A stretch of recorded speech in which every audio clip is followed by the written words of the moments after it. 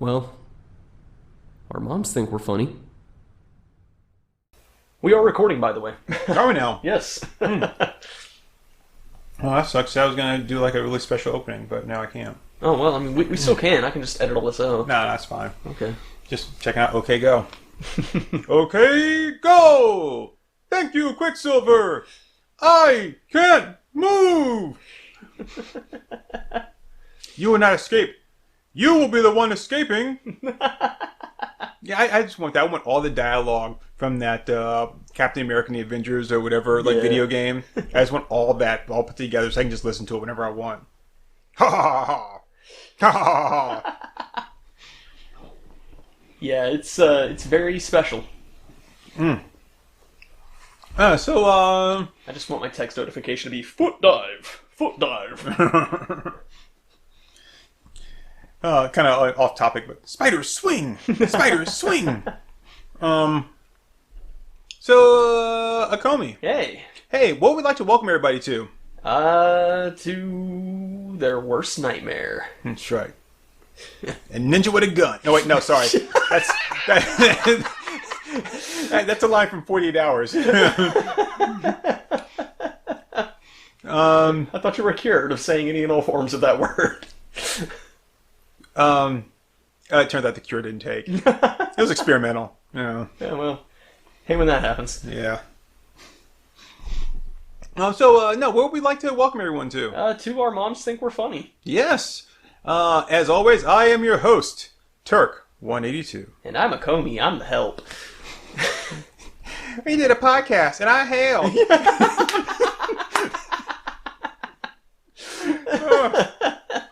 All right, so Acomi, what are we talking about today? Well, last time we were recording, you brought up a pretty interesting prompt, so I thought we could do that, which is, if you could live in the world of one of Quentin Tarantino's movies, which movie would it be? And I thought that was a pretty interesting one because it seems like most of Tarantino's movies take place in the same universe, for the most part. But I think you were referring specifically to like which specific movie, right? So which specific movie universe? Because yeah, the movie universes, even though they're all slightly connected, I think in like some way, what was it he said that Kill Bill is a movie that they watch and like some of this, but. I'll tell you. Do you have one that just leaping off the top of your head that that you're like, this is the one I want to be in, or okay. So I'll let you go before I start getting into my kind of breakdown of different things. Okay. I would want to be in the world of Kill Bill. Really? Yeah, because it seems like I mean, like pretty much any Tarantino movie you're going to be in, and this is the kind of I always talk about survival when we talk about these kind of hypotheticals, but it seems like in any Tarantino movie you stand a pretty good chance of dying. Because even if you look at something like Pulp Fiction, where it's like, well, as long as you're not directly connected to crime, you probably aren't going to be in a lot of danger there, but you still can, like, randomly walk into a pawn shop and then they're just going to chain you down and rape you. Right. So it's like, well, if it's going to be something like that, then at least a world like Kill Bill, it's kind of this, it's kind of this high fantasy for martial arts. And so you stand a pretty good chance of not only having access to pretty good martial arts, but you can also learn some pretty good martial arts.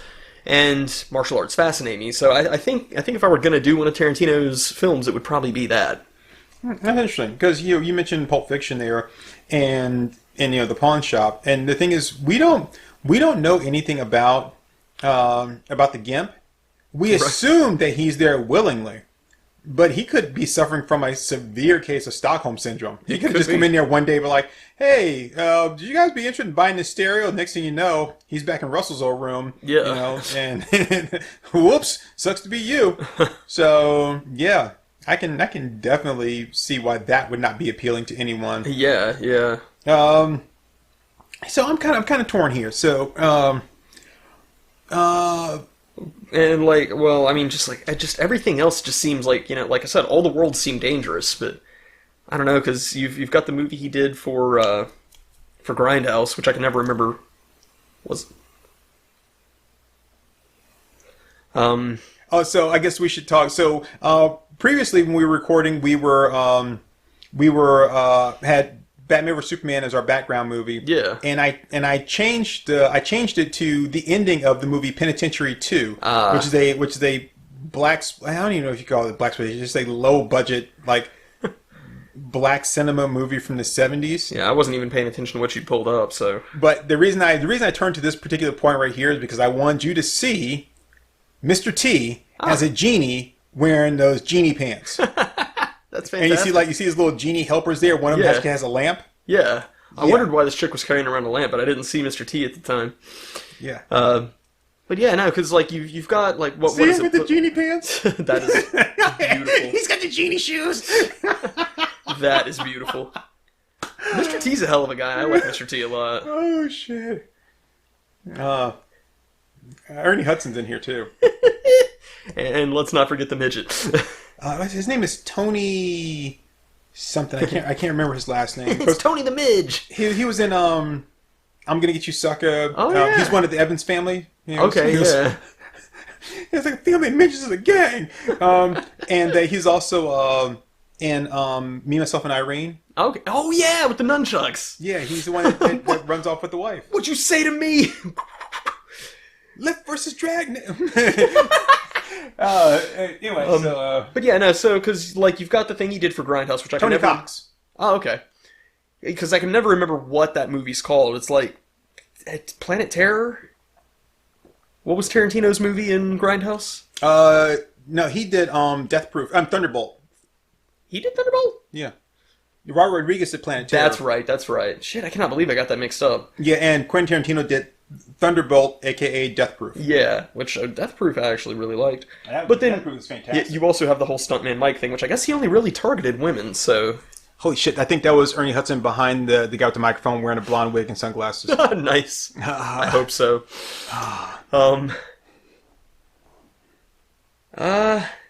You got Reservoir Dogs, which would just be a terrible world full of crime. I do not want to live in the world of Django Unchained. No.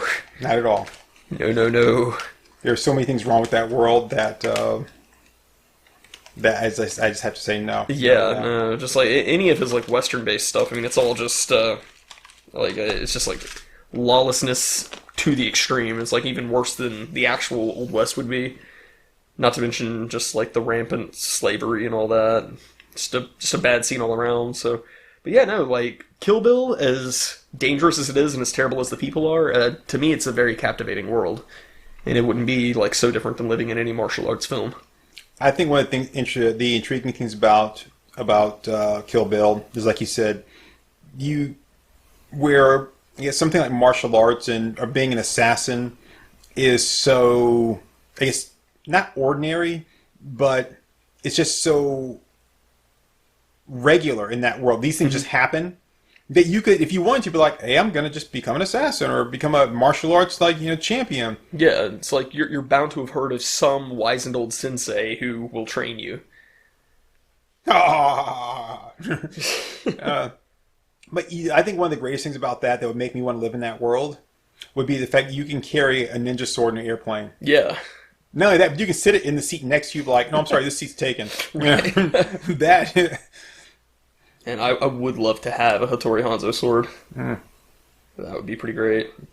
Yeah, so I like that the world of Kill Bill is exactly like our world, just with like a slight tweak to it. I mean, there's no major changes to it. If you did not know any of those people, you would not know that that the world was any different than the world we know. Mm-hmm. You know, it's like but if you were ever introduced to those people, then you would see this like slight distortion in the regular world. Right. Yeah. But other than that, you would know. I mean, as far as we know, we could be living in a Kill Bill world right now. Right. But we just don't know a member of the Deadly Vipers Assassination Squad. But I guess in that world too, there's probably another assassination squad like that, which would be Fox Force 5. Oh yeah, that's right. Or maybe Fox Force 5 was the inspiration for them. Who knows? Yeah, they explain. I've seen that explained, but I don't know if it was like an official explanation or just a theory. Oh no, Mr. T's about to throw down with snow cone. That's Ernie Hudson. Huh. I told you he had the wig on, the glasses. Did you turn your back on me, sucker?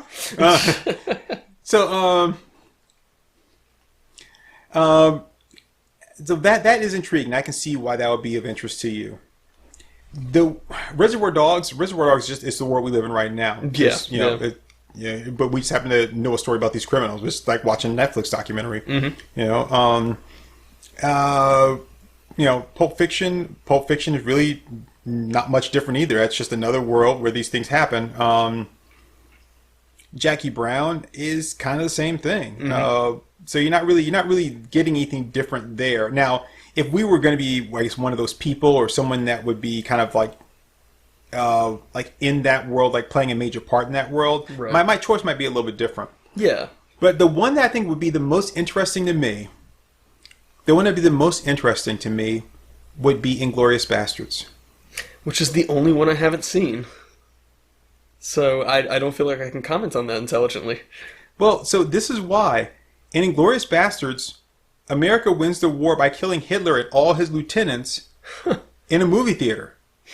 So they're all wiped out, which means that the world that appears after that is much different than the world that we know, that was crafted after doing all this stuff. For all we know, in that world, there was never a Hiroshima or Nagasaki. Yeah. Because there would never need to be. The war would have ended. Or maybe Japan would have fought harder and would have done something else. But that right there is what makes, like, everything that happens after that is completely different than the world we know. Yeah. And I'd be curious to see, because that would be interesting. In some ways, it would be better, but in some ways it would be worse, because we wouldn't get like things like Operation Paperclip. Right, yeah. Which means that there's so much science and stuff that wouldn't carry over. Right, right. So that would put us behind in some of those fields.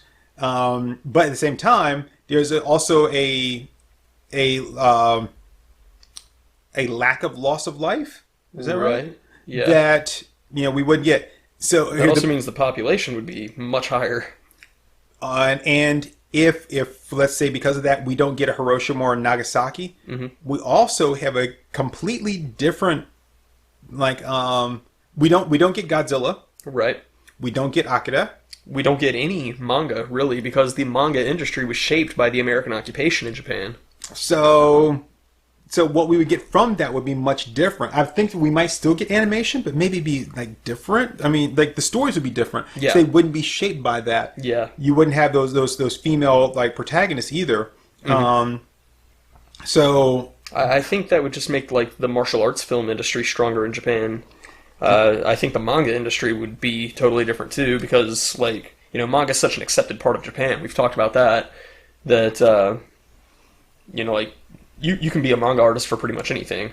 It's like if I decide, I just want to make comics for salarymen to read on the bus ride home, you have a market for that in Japan. Whereas, you could never do that kind of thing in America. And I think if it weren't for the bombs, that just wouldn't happen.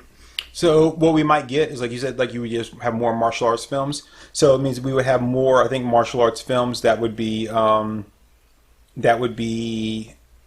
more like sword and sorcery kind of directed. So you'd have more of like Ninja Scroll kind of stuff, and you would have less of your sci-fi kind of things. I was going to name a couple things, but most of the sci-fi, the anime that I like are older stuff from like the 80s and 90s. Right. Because I was going to say something like Bubblegum Crisis or whatever, but even still, those are some of the earlier forms of that. You wouldn't have that, but I think you would have more. You would have more Miyazaki. Yeah, that style would be much more prevalent. Just more of an appreciation for beauty in life. Because that's definitely what Miyazaki's films are about. I think there would be a lot more like Japanese movies that would be closer along the lines of something like Old Boy, and would just kind of fit like that South Korean film style of like, we're just going to focus on telling a really interesting story rather than, essentially like a lot of escapist fantasy and sci-fi stuff. So I think that would be pretty interesting. Which we've like loosely discussed the whole Hiroshima Nagasaki thing, and I've kind of given my stance on that, but. Like General MacArthur and several other like prominent World War II military leaders for America have made statements about the issue they have with having dropped the bombs when and where they did. So, yeah, that knowing that does make me very interested in that world. So, So yeah, and you may even have like a difference in like all the people that died in the Battle of Wake Island. Mm-hmm. It's like those boys are going to certain death. They knew it. None of them have any illusions about leaving that island alive. Yeah. And so he gave the watch to a gunner by the name of Wanaki, a man never met before, to deliver to his infant son, who he never seen in the flesh, his watch. Long pause. This watch. So, but yeah, so I think that would be interesting because all the other worlds, they're different and different. They're different from ours, but they're different from ours as far as a perspective goes. Mm-hmm. Yeah, yeah, that's a really good way of putting it. So then let me inverse the question a little bit here and say, well, let's say that you were actually a lead character in one of those stories. How would that affect your decision? A lead character? Yeah. And how would you handle the scenario and situations differently than that lead character? That's a tough one because that opens it up. Like, which one would I want to be in where I want to do things a little bit differently? Right, yeah. Because this movie's a piece of shit. It looks really bad. I'm just like it's just on in the background. This film, this film is for my parents. I think I would call my son and be like, no, don't mention me in your piece of shit movie. You proud of me now, Mom and Dad? This is you dedicate this to me. This you dedicated to me? No, thank you. Try harder, son. God, that's so hard. Because Reservoir Dogs, I don't think there's anything I would do differently with that. So, like, who would I want to play? I wouldn't want to play Mr. Blonde, because Mr. Blonde is a psychopath. Right. Mr. Pink is a pussy. A little bit. I mean, yeah, he's looking out for... I mean, so Mr. Pink, I will say this. He's just a thief.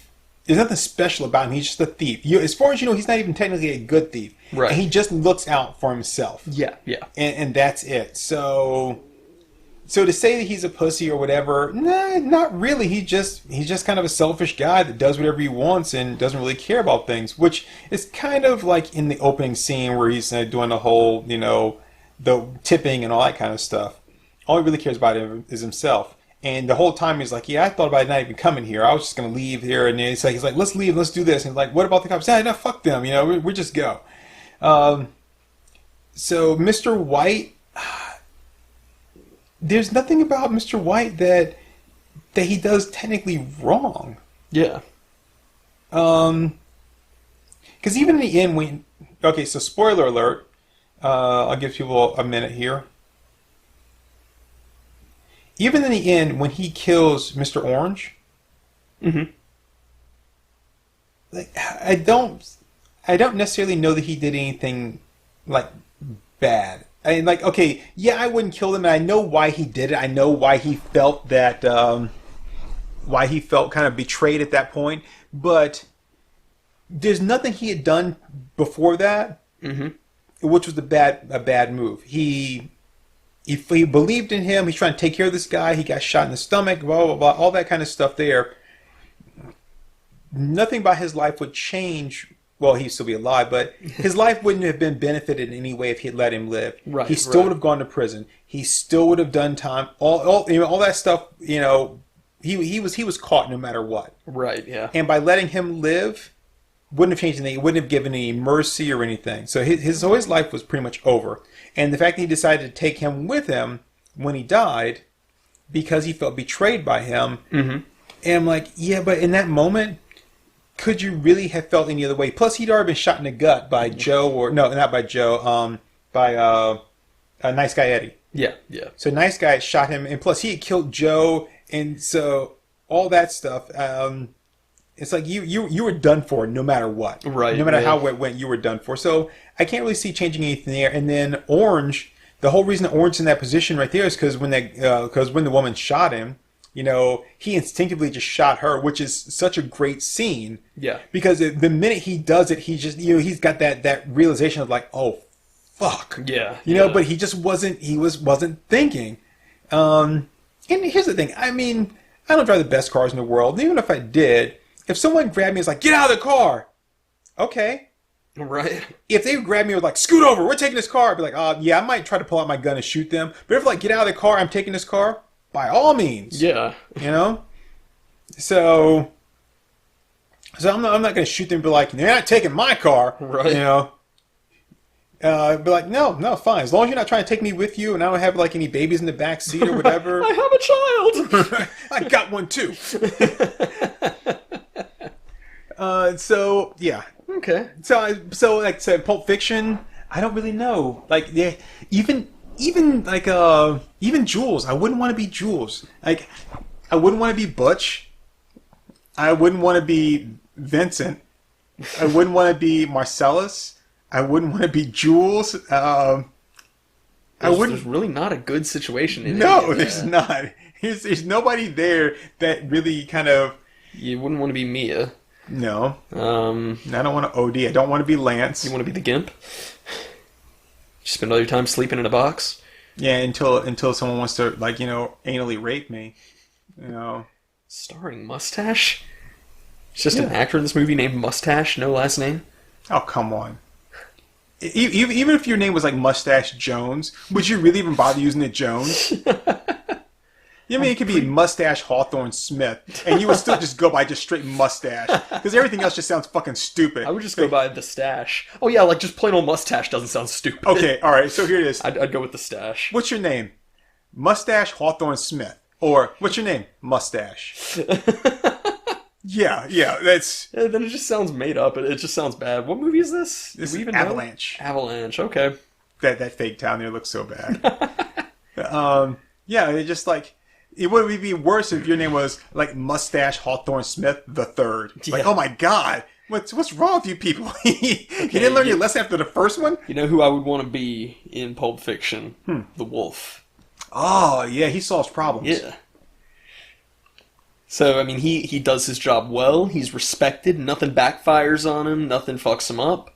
He goes there. He does his job. He has a nice cup of coffee, some serious gourmet shit. Yeah. And he goes home. Okay, so I do have one problem with that. I do have one problem with that, which is when they call him, it's what, like 7 or 8 o'clock in the morning? Yeah. And he's at like some kind of like reception or whatever. Like, dude, I am not getting up and putting on a suit at like 7 o'clock in the morning to go hang out with a bunch of people, some kind of cocktail party. Now, and it doesn't seem like they've been there all night. It's like it's just starting at that time of the day. I'm like, no, sorry, I'm not getting up that early and getting on some suit for that. I can't do it. But for as good as he is, you know that like that one job of cleaning up that mess, that's probably enough to live extremely comfortably on for like 4 or 5 months. Probably. And he's got an expensive lifestyle. You know who I absolutely wouldn't want to be? Absolutely, hands down, would not want to be? Who? Tony Rocky Horror. The guy who did the foot rub? Yeah. No. I mean, sometimes I stutter right now, but it's only when I have like so much that I'm trying to say. But I don't want to stutter because I might have a piece of glass from my greenhouse lodge in the back of my skull. Where are we at here? Is it break time? It probably is. 25 minutes, yeah. I think it's a good time for a break. So, and then we'll get back to talking about some more about Pulp Fiction. It's like a cross between Willy Wonka and The Omen. Who sends like a 4-year-old out to the candy store to get candy in the snow in like fucking Bavaria? That's not criminal. I mean, yeah, just go out and get me just and apparently she's also the switchboard operator there in this small ass town. Any kind of import candy bar. I'm not going to say a specific brand because different stores have different things. But Thank you, Clarence. But not only that, though, they send him there, and he's not taking it back. He's eating it right there in the store. While she's like, Klondike 5, how can I help you? Oh, I'm turning from this movie. I don't know what it is, but it's already just like, ugh. Well, enjoy this break, everybody. Yes. Why, Acomi, that sounds like you have a bad cough. I sure do, Turk. It's been plaguing me all day. Are you taking anything for it? No. Here, try some of these deep throat lozenges. Deep throat lozenges are better than your regular Halls and Methyleptus because the vapors go deep down into your throat, opening up the airway passages so more air and things can go in. Oh, well. There, doesn't that feel better? Uh-huh. Deep throat lozenges. Buy them wherever lozenges are sold. You're the one that made the gagging noises. I'm not cutting this out. This is just going to be our ad break. I didn't ask you to put that in there. You just decided, like, oh, hey, I'm going to put this in. Yeah, but no, at this point, I'm not cutting this out. This is just our ad break for this one, so... Well, don't you want to put in a real ad? No. Okay. This is worth losing $1 over. I wish they give us $1. The fact that we don't give $1 is because more people aren't telling their friends to listen to us. Yes, I'm talking to you, Mom. Our moms think we're funny, but they're not very supportive. Well, hey, we're back, everybody. So where were we? We were talking about getting thrown through a plate glass window. Or no, through a greenhouse, right? Oh, yeah, yes, we were. So Pulp Fiction, nothing. You know, and we haven't mentioned True Romance, and the reason we haven't mentioned True Romance or Mickey and Mallory. Natural Born Killers. Right, one reason I haven't mentioned those because those aren't directed by him. Yeah, correct. And because Oliver Stone rewrote so much of Natural Born Killers that it's like it's not even the same movie. Yeah, Tarantino wanted his name removed from writing credits for that one. So I don't really. I'd rather kind of stay away from those two, just because I don't see them as being full Tarantino's. Yeah. Tarantino also wrote From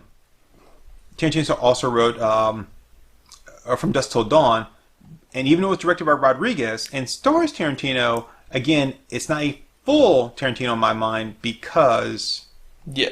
Speaking of which, Reservoir Dogs is on. Oh, nice. About to come on. So I'm keeping those out of. Yeah, same. So where does that put us? Jackie Brown again. Jackie Brown's a regular. Would I want to? Supposing like you could be in charge of the heist, or I mean, like Samuel L. Jackson's character. I can never remember. Ordell, yeah.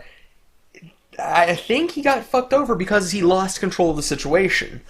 And I think he lost control of the situation because he didn't handle himself very gracefully in that. So that might be something you could work around. But I think it's also just the nature of Ordell. He just doesn't know how to. Yeah. It's kind of like Melanie's always saying, he'll tell anybody about the money he's got. He's always trying to show off. He talks about, like he knows a lot about guns and this kind of thing. And he purposely surrounds himself with fuck-ups. Mm-hmm. People that he thinks that he's better than to make himself look and feel like more of an important. So Melanie's a piece of shit person. He's like, yeah, you can't trust Melanie, but you can trust Melanie to be Melanie. Right. Sharonda, she's barefoot, and it's dumb as a chicken coop, right? And then he's got the woman that steals his money, right? Who he uses, just to, as an occasional screw. And stores all his like stolen possessions in. Because in their house, she's got like stacks like DVD players and shit. Yeah. Isn't that where he's got the line like, "Damn girl, how do you live like this?" No, that's the other girl. That's the crackhead girl who you only see. Yeah. Just in that one scene. And then of course he goes and gets his buddy Lewis out of prison. Or he gets out of prison. He's like, "Hey, I'm gonna bring you in on this, Lewis." And Lewis doesn't know shit. I mean, Lewis has been in prison how many times as a failed bank robber? Right. Yeah. And then you got Beaumont Livingston, who isn't about shit. Yeah. So he purposely surrounds himself with these bad people. And then one of the people that he thinks that he can control, which is Jackie, just because she's down her luck because of, she tried to do the right thing by her husband, or I guess by herself too. Mm-hmm. And then she's put in a situation. He thinks that makes her less than him. Right. But he completely underestimates her. Right. And underestimates the situation of, when my back is against the wall and I have nowhere else to turn, you're going to see what I'm really about. Right, yeah. And he thinks that he's got the upper hand. So he's not a smart man at all. No. Now, So, If- since our prompt here is that, what can you do differently, then you don't have to surround yourself with fuck ups. Yeah, but I'd have to take him so far back not to do that. I think I would just rather switch and just say, if it was gonna be Jackie Brown, I would go with Max Cherry. Mm-hmm. And when she asked me to go with her, I'd say yes. Oh yeah, That would be it. yeah. Because we were talking about that off mic. Was that like you have Jackie Brown. You know, you've got Pam Grier saying, "I've got $500,000. I want you to come to Spain with me, and we'll just live it up." And it's like, yeah, let me think about that for a little bit. I really need to soul search. Okay, Yeah. It's like, You know, they don't eat dinner till midnight. That's like the only thing he can come back with is the why. They don't eat dinner till midnight. And it's like, you scared me, Max? A little bit. yeah, I mean, I'd be scared of her, but Yeah. But it's like he says though in that scene when she asks him, when she says to him, you know, I didn't use you, and he goes, I know. He goes, you know, I'm 50 or almost 60 years old. I can't blame anybody for, you know, what I get into other than myself. You know? Right, So right. so if he decided to go, he can't blame anybody for it but him. So even if he did that, it's a choice he's making. Mhm. Even if it turns out that she does kill him or whatever. So you wouldn't want to be Lewis. no. Even though the idea of shooting Melanie would, I'm not gonna say Melanie deserved to be shot. She probably did deserve to get like slapped in the face because Melanie is a piece of shit. You could have just hit her. You didn't have to shoot her, man. Well, maybe. Where'd you shoot her? Yeah, and she did pretty much. Pretty much.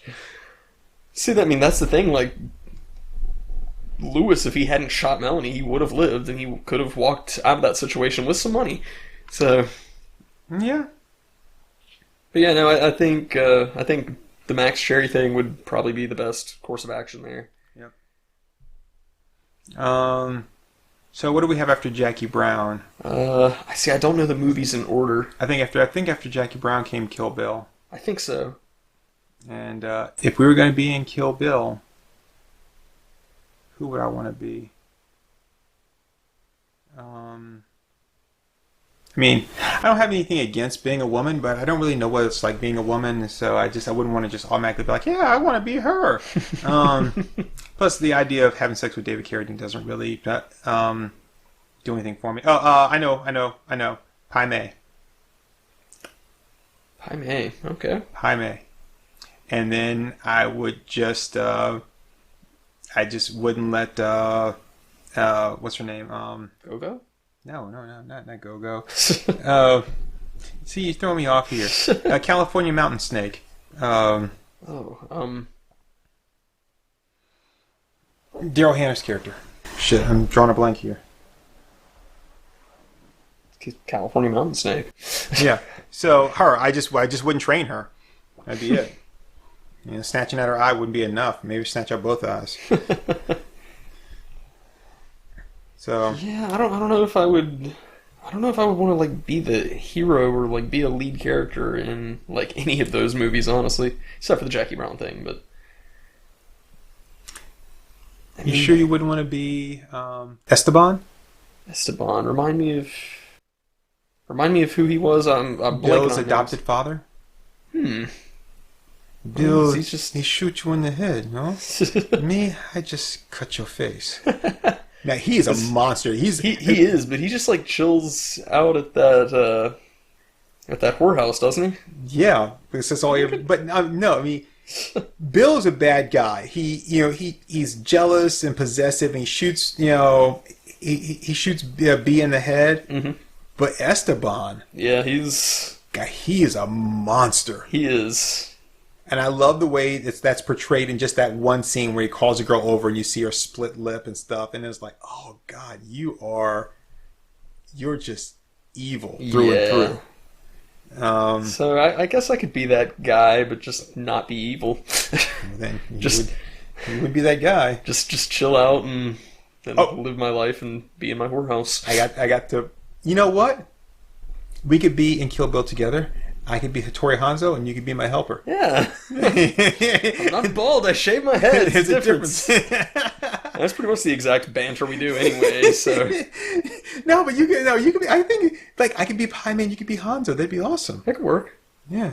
And then we could have like an adventure, like Paimon Hanzo. I could beat Uma Thurman in the head with a baseball. I like baseball. Ah! What'd you do that for? We're just having a conversation. Like, this is my hand. He's like, you stop his baseball with my hand. Yeah. So Django, no. I like to watch Django. I think it's really well It's done. a beautiful movie, yeah. But I don't want to be anybody in that movie at all. Nobody, not even Django himself. So, not even, was it Steven? Sam Jackson's character, the butler? Oh yeah, I think that was Steven, yeah. Yeah, not even him. Michelle Candy. You know who I would want to be in Django? Is the guy who's like, come on in out of the snowy snow. Have some birthday cake. Isn't that the guy that played Esteban? Isn't that Michael Parks? I don't know. It's been a while since I've seen Django. I believe it is. Yep, that's who I would want to be. I wouldn't want to be anybody in Hateful Eight. No, God, no. Nobody in Hateful Eight. And in Inglourious Bastards, I guess Brad Pitt. Well, I mean, Aldo Raines. Wouldn't you always be Brad Pitt given the choice? I mean, Yeah. like I haven't even seen Inglourious Bastards. Like, oh yeah, I could be Brad Pitt. Yeah, hell yeah. Yeah, I'm trying to think. What movie would I not want to be Brad Pitt in?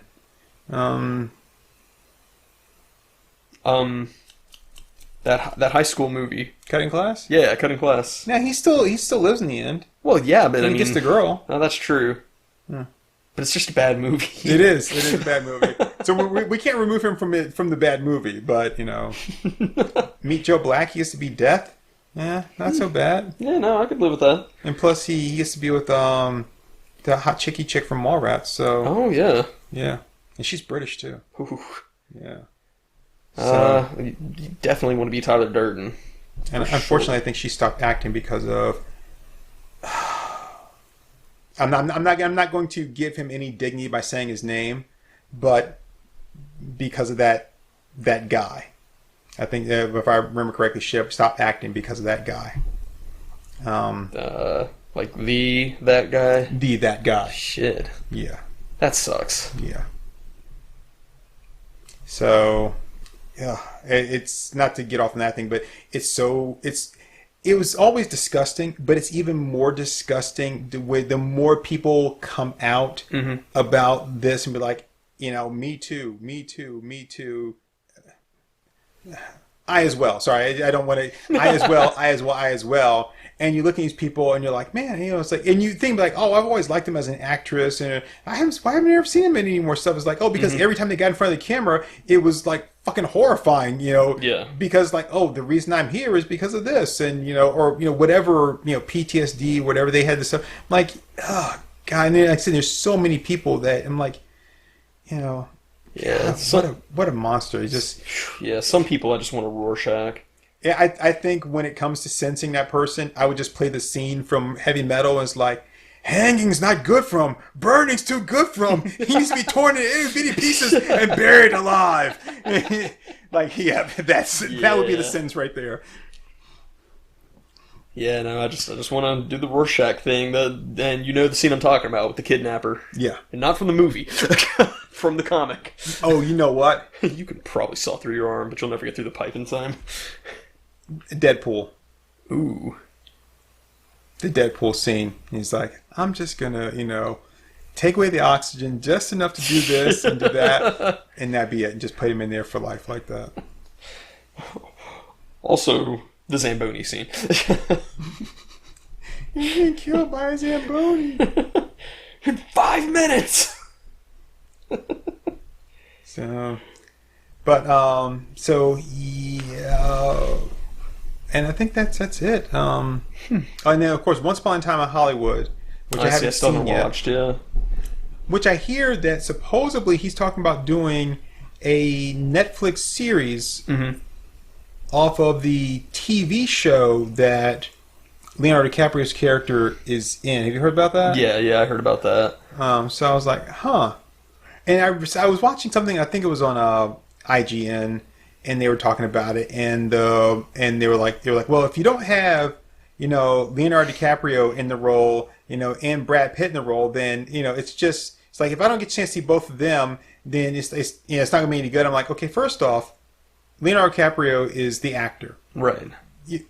Brad Pitt is the stuntman. You're not supposed to see him. Yeah. So I was like, what are you, fucking stupid? Right. You're not gonna see him. Have you never heard of stuntmen before? Because they're not showing them filming it. They're showing you the TV show completed. Yeah. So you're not supposed to recognize the difference between him and the stuntman. That's why they pick stuntmen that look a certain. Oh, yeah, see, God. that kind of stuff is really interesting because reading Jackie Chan's autobiography, you hear a lot about stunt work and like all the finer points of that, and he talks about how like, especially in Hong Kong, it's very different in Hong Kong than it is in American cinema, but like, you get kicked backwards off of like a third-story balcony and have to like flip twice and land on your feet, and then you happen to like be facing at a certain angle so that the camera sees that you're not actually the actor, and it's like, oh, gotta do it again, and it's like, come on! Yeah, I like that. It's like, remember, if a stunt goes wrong, save the camera first, Right. then me. Yeah, I like Jackie Chan. Did I tell you about his second trip to America? No. So, like his introduction, like to America, like the American people first learned about Jackie Chan through Cannonball Run, and that was just like at a time in history when there was a lot of misconceptions and misunderstanding about Asian actors.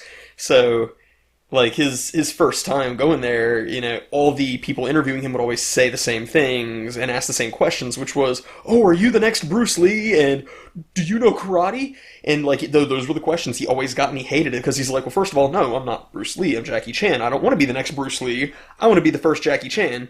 And did he say you like Wing Chun? No, it's just kung fu. Oh.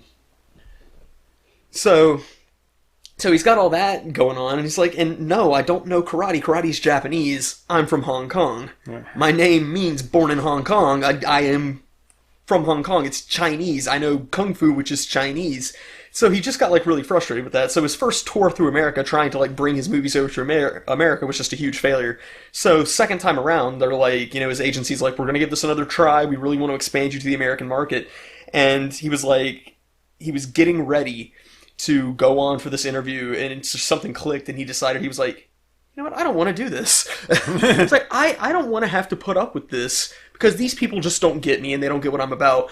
So he, and so much of a thing was like, they hear that he's, this amazing acrobat, and they want to see him do tricks. And he's like, I'm not a trained monkey, I'm not here to just like do tricks for people. So, they're clearing the stage, they get him out there onto the camera, and the person doing the interview is like, oh, I understand you're a really big star in Hong Kong, but I've never heard of you before today. And he just goes, I don't care. He's like, I'm the biggest star in Asia. That's a market of billions. America might be a market of millions, but you know what? If nobody ever watches one of my movies, I don't care. It doesn't mean anything. Because I still have more money than anybody else, and it's fine. He just walked off camera. His agency didn't appreciate that, but that was a great little anecdote. Oh, that's funny. But no, he had some very interesting things to say about stunt work. Well, one of his early movies, The Protector with Danny Aiello, that movie is boring as hell. And you only get like a fight scene at the very end, and it's not like what we classify as a Jackie Chan fight scene. It's pretty boring. Now, when I got to see Jackie Chan speak at William and Mary like a long, long time ago, that was kind of awesome. And he talked about the difference between doing a film in Hong Kong, doing one in America. He's like, yeah, I can't. He's like, I try to do like a Chinese film and an American film, a Chinese film and an American film, because my Chinese and like Asian audience, they don't understand some of the stuff in American films. You know? Right. They don't get like some of the humor and things like that. And he goes, plus it takes so long to make a movie in America, which is one of the things that Jet Li, like when he did like Kiss the Dragon and Danny the Dog, also known as Unleashed, it was because he was tired of waiting for them to get shit together. and is like in like some scenes in Rush Hour, he was like, okay, we're gonna do the scene here. Get the stuntman. He's like, stuntman, I don't need stuntman. It's like, and he's like, I'm gonna do this. And he goes, hop, hop, hop, hop, bam. And he's like, no, Jackie, you can't do that. And he's like, yeah. He's like, what? He's like, what? He's like, no. It's like insurance is like, what is that? Just do it. Just pop, pop, pop, bam. He's like, no, Jackie, stop doing that. Yeah, I remember he talked about that, and he was like, that like the director was having a big argument with the insurance people. He was like, he's already done it off camera like 5 times. Just let him do it on camera. And they wouldn't let it happen. And he hated that. And he talked about how like, you know, in America they would do the talking scenes and they would take like 20 days to shoot one talking scene and then they shoot a fight scene in a day. And he hated that because in Hong Kong cinema it's the opposite. You spend 20 days shooting the perfect fight scene and then like, yeah, you'll just knock out the dialogue in like a week. Right. So yeah, he talks about that a lot. Yeah, no, it's a very insightful book. It's just called I Am Jackie Chan. It's a very good book. So, so how do we get from Kill Bill to Jackie Chan? Stunt doubles. Stunt doubles. Oh Yeah. yeah, because Once Upon a Time in Hollywood. All right, so I think we've gone through everything. Death Proof. I wouldn't want to be Stuntman Mike. Really? Yeah, I mean, she just a shame. She may be a little off her rocker right now, and I would say she's definitely got a great excuse for it. You know, because of the new Voldemort and and then her car accident and stuff. But I've always had a soft spot for Rose McGowan, even though she is tainted because of the whole Marilyn Manson thing. I'm sorry, just like there's some people once you've been with. I just can't. I'm just like I can't have anything to do with you after that. So that doesn't mean that I don't still like her and don't still appreciate her. I'm just like right. I can't because of the whole Marilyn Manson thing. But anyway, and not even like Robert Rodriguez can wipe that away. But that being said, like I couldn't be responsible for hurting her like that in Death Proof. Even though that's a great scene, it's like a beautiful scene. That's a shame. See, we're both going left. I loved springing that on you during the Deadpool playthrough. I was like, do you think I should go left or right? And I will say this: I loved like Stuntman Mike's his demeanor. So when she's like, "Hey, you said you offered to give me a ride home," and it's like, "No. You asked if anyone, could give you a ride home, and I said yes." And it's like, so when I'm ready to go, if you still need a ride, then I'll take you. But, I'm not ready to go yet. And then when he goes outside and talks to, what was it, Vanessa Ferlito, I think is the character name, where he's talking to her. Yeah, it's been too long since I've seen her. And he's like, are you scared of me? She's like, is it my scar? And she's like, it's your car. He's like, oh. Well, that's actually my mom's car. And it was like he's so charismatic. The way he is the way he carries himself off. And then of course the best scene is like hey Warren, who is this guy? Stuntman Mike. Well, who the hell's Stuntman Mike? He's a stuntman. my favorite line from that whole thing is, I guess it's just what makes him shoot his goo. Oh, Michael Parks. Son number 1. That's fantastic. Really good stuff. All right, so Tarantino-verse. I think ultimately it comes down for me. It comes down to I like to watch it. I wouldn't want to live there. And for me, if I could get martial arts training, I'd be okay. But other than that, hell no. Hell to the no. You know what? We talked about possibly being, Hattori Hanzo and his helper. Yeah. I'm afraid, though, that I would probably end up more like Ghost Warrior than Hattori Hanzo. That would just be bad. That would just be bad. Just get shot in the same area every time and fall off a cliff every 400 years. So that's the thing. Is like I would want to be Hanzo or his helper, and then I would just wind up being the Charlie Brown guy. Oh, he does look like Charlie Brown. Charlie Brown. See, that's the thing. We never said John. We just kept going. We would just say like Charlie Brown Drew. See, we need to practice our fake Japanese. We do. Yeah. We must practice, Saru. Let's practice, John. All right, so we good here? Yeah, we're good. It's been about 50 minutes. Yeah. So yeah, well, hey everybody, thanks for giving us a listen. And yeah, that was fun. Thank you, Tarantino, for all of your great movies, and I look forward to so many more. I'm glad he's not retiring after 10 movies or whatever it is he said he was going to do. Yeah, I was worried about that. I'm still looking forward to a Kill Bill 3, and I am still looking forward to that Star Trek movie he was talking about making. Oh yeah. Which would have been so fucking badass. I still want that. That would be really cool. Yeah. So yeah. Yeah, man. Definitely. Tarantino, hit us up. We love you, dude. Yep. Come on the podcast. Oh God, yes, that'd be amazing. That would be fantastic. Hell yeah. All right, well, thank you all very much. Later, y'all. Zang, yo. Did you hear when I paused? After All right there, folks. That was Our Moms Think We're Funny. Let's give them a hand.